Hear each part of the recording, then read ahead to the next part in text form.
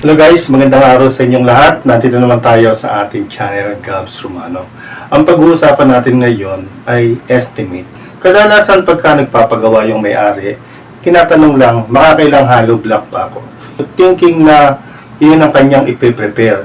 Di ba mas mainam na dagdagan natin sa halip na ibigay natin yung presyo ng hollow block, ibigay na rin natin yung components niya. Isama na natin yung mortar niya at saka yung rebars.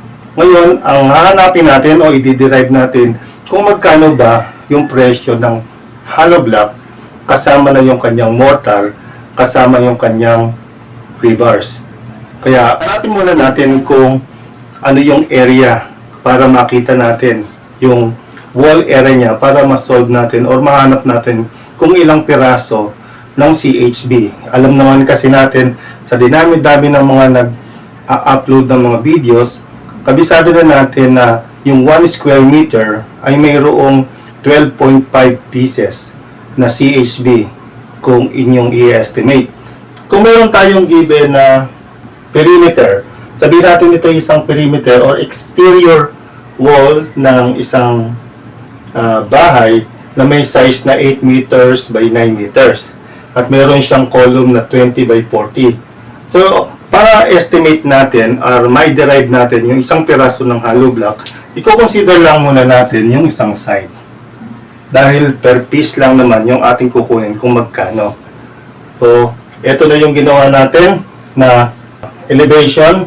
Kung 9 meters itong haba nito, yung isang side natin na to, at merong 40 cm yung poste, so, yung effective or unsupported distance or length ng beam is hindi naman talagang 4.5. Mababawasan pa yon kasi yung unsupported niya, iba-minus pa natin yung poste. So, ibig sabihin, yung pinaka CHB niya or yung wall ay mayroong distance na kung ito ay 9 meters, so 9 meters minus tatlong 40 cm 3 times 0.4 meter. So, ito ay 1.20 meters. So, this is equals to 9 meters minus 1.2. This is 7.80 meters. So, paghahatian ng distance na to, nung nakuha natin, paghahatian nito, nitong dalawang magkabilang side na tinatawag nating unsupported beam. So, divided by 2. So, ito yung magiging 3.9 meters. So, ang unsupported natin dito is 3.9. Ito rin ay 3.9 meters. So, meron tayong width, 3.9 meters. So, ang kukunin naman natin yung pinaka-height. Ima-minus natin, dahil hollow block lang yung kinukuha natin, ima-minus natin yung roof beam. Ma-minus natin yung beam. Yung flooring dito. At saka yung tie beam dito, wala yan. So, ito total lang natin yung height ng mga walls. So, pag tinotal natin lahat yan, yung height ng wall is equals to 2.7 plus 3 plus 0.7 plus 0.4. So, ang total niyan is equals to 6.8 meters. So, yung total niya is 6.8 meters. Makukuha na natin mismo yung area. Yung area na kailangan natin is equals to 6.8 meters by yung width niya is 3.9 plus 3.9 is equals to 7.8. 7.80. So, yung area natin ng total na wall para dito sa side na to is 6.8 by 7.8, 53.04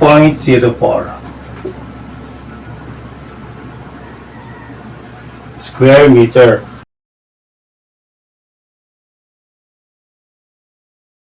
minus na lang natin ito. Say, meron siyang 1.2 yung height, and then pare-parehong 1.5 yung width niya, apat siya. So, yung opening, window opening, ma-minus natin yan dito.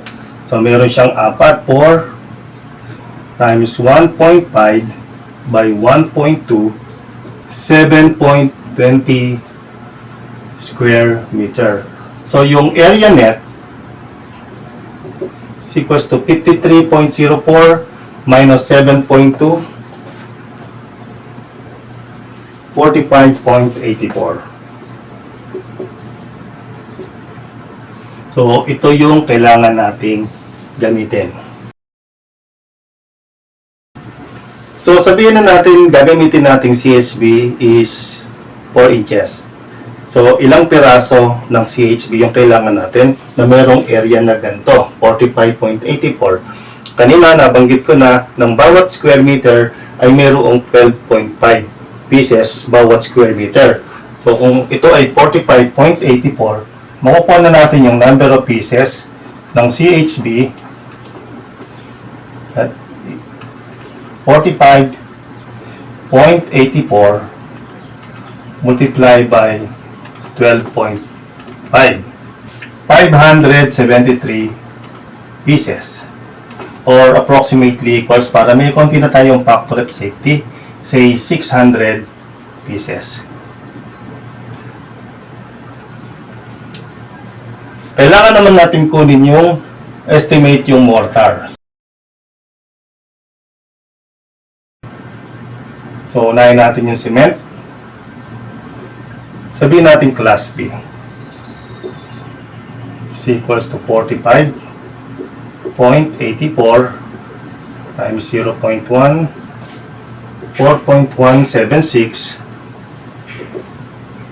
19 bags of cement. Out yung sand.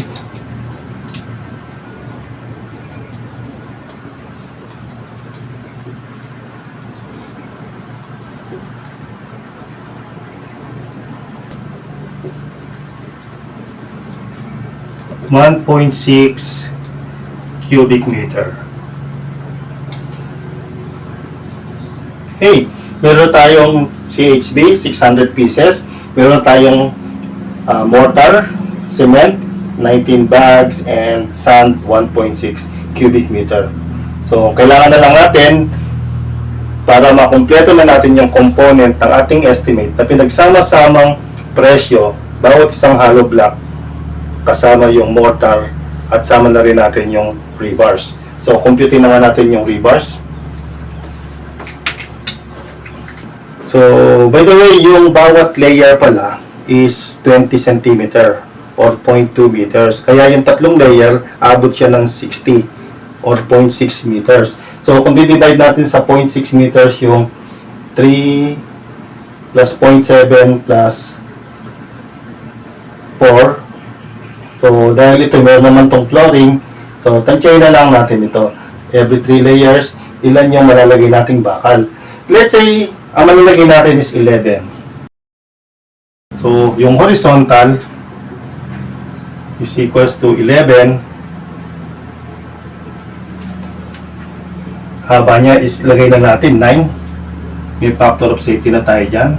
Dahil sa 11 is equals to 99 divided by 6 meters commercial length. And then yung vertical,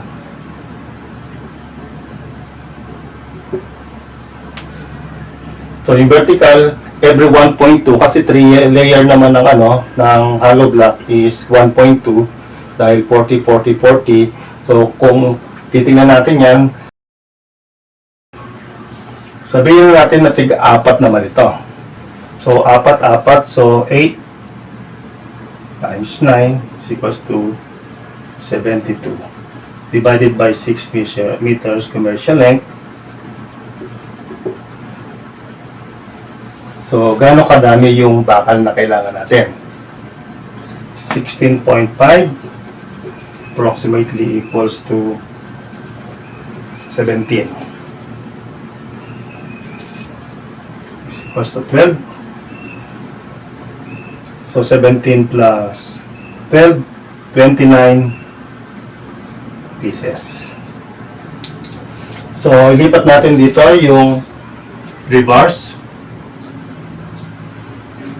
10 mm diameter, horizontal bar and vertical bar ng CHB is equals to 29 pieces. So, okay, pwede na nating estimate ito. Nandito na yung ating materials. CHB, mortar, cement, sand, rebars. Yung CHB, multiply natin to kung magkano, say 15 pesos, 9,000 pesos.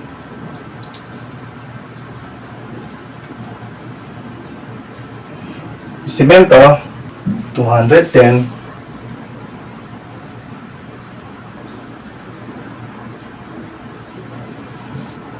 Yung sand, sabihin na natin this one is 1,000.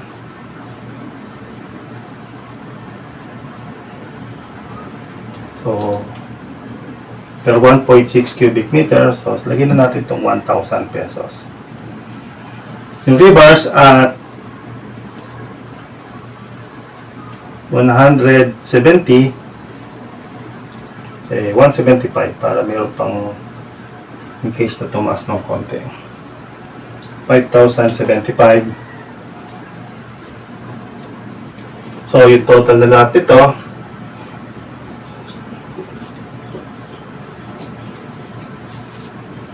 $19,065. So yung grand total is equals to materials 19,065. Labor 30%, 5,719. So let's say gawin na natin tong 6,000. Ayan, 6,000.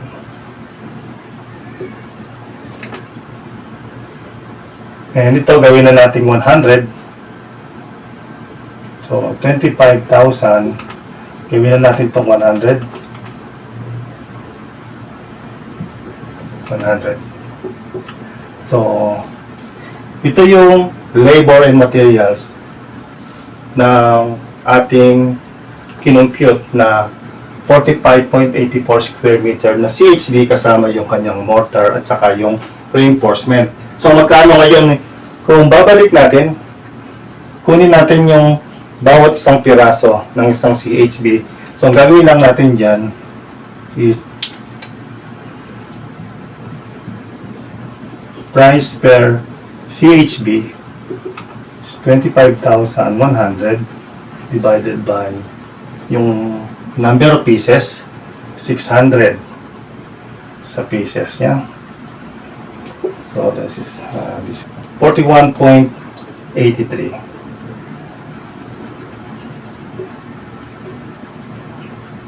Siyempre dahil estimate, mahirap na mag-underestimate tayo. So sabihin natin this is 45 peso per piece.